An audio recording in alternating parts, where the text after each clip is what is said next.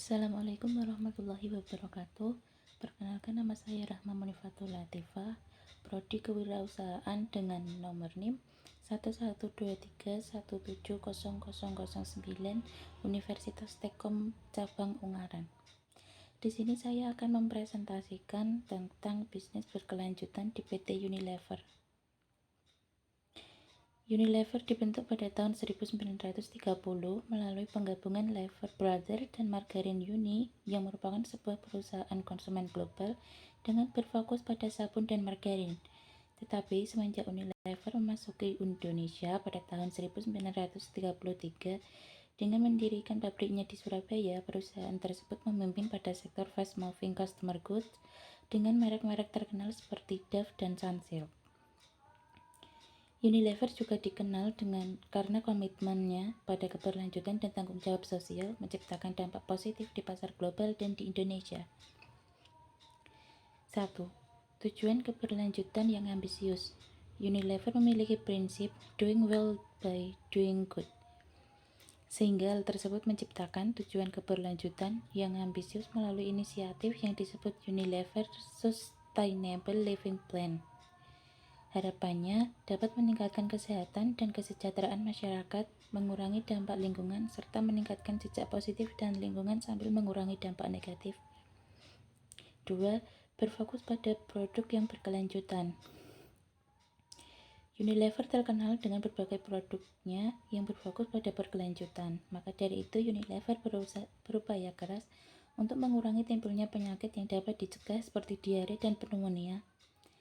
Sebagai contoh, merek-merek seperti Vexal, Lifebuoy, dan Dayas melalui penerapan perilaku atau kebiasaan hidup bersih dan sehat.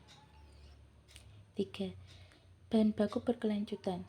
Unilever memiliki ambisi untuk menjadikan minyak sawit berkelanjutan dan bebas deforestasi sebagai hal yang lumrah dan hanya mengambil sumber dari lokasi berisiko rendah. Untuk mencapai hal ini, Unilever meningkatkan keterlibatannya dengan pemasok dan petani kecil sekaligus meningkatkan kemampuan penelusuran dan transparansi rantai pasokan milik Unilever. Minyak sawit sendiri memiliki penggunaan yang sangat penting, yakni membuat busa. Maka dari itu, bahan ini merupakan bahan utama dalam banyak produk mulai dari makanan dan kecantikan hingga pembersih rumah tangga. Selain itu, sawit merupakan tanaman minyak yang paling hemat lahan dengan hasil per hektar yang jauh lebih besar dibandingkan minyak lain seperti bunga matahari, lobak, atau kedelai. 4. Reduksi jejak karbon. Dikarenakan perubahan iklim yang menjadi krisis global, maka Unilever menetapkan target ambisius untuk mengurangi emisi gas rumah kaca dari operasional mereka dengan rantai pasokan. Hal ini melibatkan investasi dalam teknologi hijau, peningkatan efisiensi energi, dan beralih ke sumber energi terbarukan di seluruh operasionalnya. Contoh yang digunakan Unilever ialah penggunaan panel surya sebagai terbarukan guna pemanas serta penggunaan energi biomasa yang berasal dari cangkang sawit di GRHA Unilever, kantor pusat Unilever yang berada di Tangerang, yang telah menerapkan green building dengan mendapat penilai Greenchip Platinum atau kategori tertinggi. Unilever memanfaatkan cahaya matahari untuk mengurangi penggunaan listrik dan melakukan penghijauan agar dapat menyerap sebanyak mungkin emisi CO2. 5. Program pengembangan masyarakat. Unilever terlibat dalam berbagai program pengembangan masyarakat yang mendukung penyediaan air bersih, pendidikan, dan pemberdayaan ekonomi di komunitas sekitar tempat operasional mereka. Ini termasuk program seperti Unilever Foundation yang berfokus pada peningkatan kesejahteraan masyarakat. Contohnya, Unilever telah menerapkan program pengelolaan air di sekitar 100 lokasi produksi Unilever di lokasi yang mengalami kesulitan air. Saat ini Unilever sedang melakukan bersama dengan masyarakat di lingkungan sekitar pabrik Unilever yang berada di Cikarang dan Rungkut. 6.